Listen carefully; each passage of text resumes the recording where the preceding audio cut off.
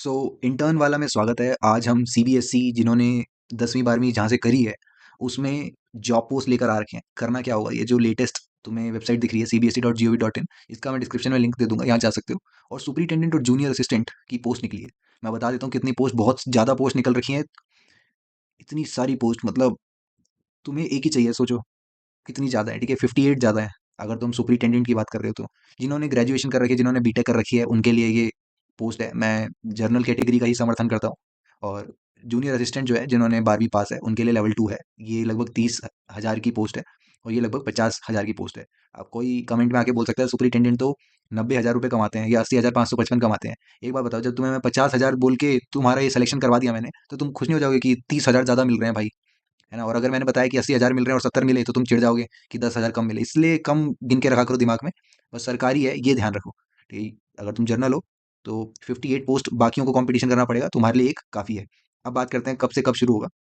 ये फॉर्म भरना कल से शुरू हो जाएगा और पूरा 1 महीना चलेगा, हैप्पी न्यू ईयर वाला। ठीक, बात हो गई पे मैट्रिक्स, पे लेवल की बात हो गई। यहाँ पे 7th पे मैट्रिक्स भी देख सकते हो। अब बात करते हैं करना क्या क्या है, आएगा क्या क्या।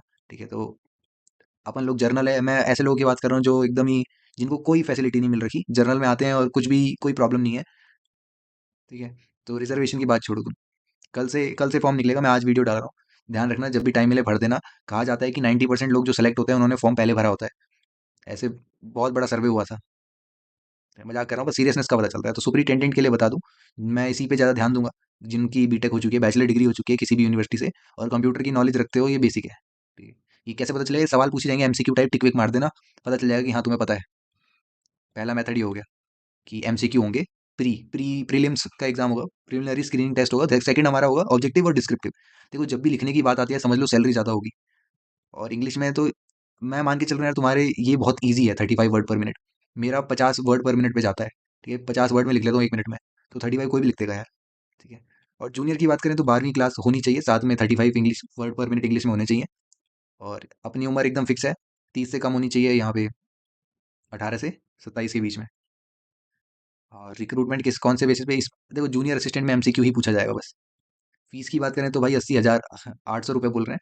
और तुम इकोनॉमिकली वीकर हो तब भी 800 ही देने हैं भाई। ठीक है, अपन लोग तो अनरिजर्व्ड हैं तो 800 ही देंगे। बाकी मोड ऑफ पेमेंट वगैरह छोड़ो, क्या आ रहा है पेपर में ये बात करते हैं। तो हम पहले बात करते हैं सुपरिटेंडेंट की।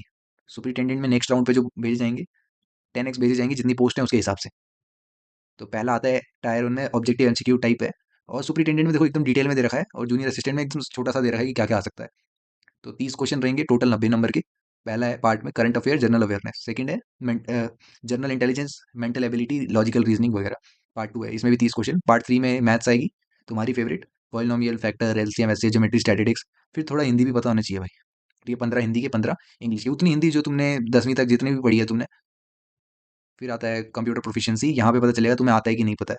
ठीक है, ज़्यादा मुश्किल नहीं आता है, एक बुक आती है नेट पे, या फिर मैं क्या ही बताऊँ, तुम देख सकते हो कि कंप्यूटर एफिशिएंसी की बुक आती है। और भी एग्जाम होते हैं जो ऐसे सवाल पूछा करते हैं। तो टोटल 150 क्वेश्चन होंगे और 450 का पेपर होगा। सेकंड, जो पहले राउंड क्लियर कर लेंगे वो सेकंड में जाएंगे। इसमें ऑब्जेक्टिव भी होंगे, साथ में डिस्क्रिप्टिव भी होंगे। तो करंट अफेयर के 10 क्वेश्चन होंगे हमारे ऑब्जेक्टिव टाइप, और 4 होंगे 5-5 नंबर के डिस्क्रिप्टिव लिखने वाले। तो सब पता होना चाहिए, IMF, WTO वगैरह के बारे में।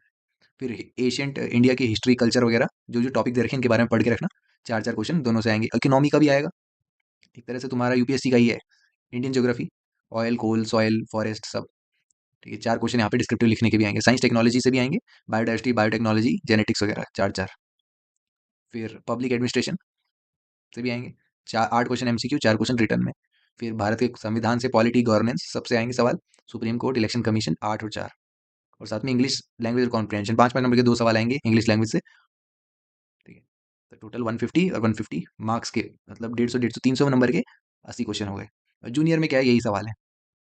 ठीक है, 100 सवाल है, 300 नंबर का पेपर है, 2 घंटे का है, काम खत्म। ठीक है, यहाँ अपना 20-20-20-20 टोटल मार्क्स दे रखा है। ये 3 घंटे का होगा सेकंड वाला, पहला वाला भी 3 घंटे का। 6 घंटे के पेपर होंगे, एक के बाद एक, तो तुरंत नहीं होगा, पहले का रिजल्ट आने के बाद होगा। ठीक है, तो बोल रहे हैं कि क्या नॉलेज क्या रहनी चाहिए। पहला जो टायर 1 है वो 12वीं तक की आना चाहिए, और टायर 2 के लिए ग्रेजुएशन लेवल चाहिए। ये कहाँ कहाँ हो सकता है, बिहार, आसाम, झारखंड, जहाँ भी करना है हो सकता है। मार्किंग स्कीम देख लेना भाई। करेक्ट आंसर और डिडक्ट हो रहा है, 1 नंबर कट रहा है, 3 नंबर मिल रहे हैं। ठीक है, ऑब्जेक्टिव में भी 3 नंबर मिल रहे हैं, 1 नंबर कट रहा है। क्या अलाउड है क्या नहीं अलाउड है, वो भी लेके चलो। फॉर्म भर देना, कल से आएगा। उसकी बाकी चिंता मत करो।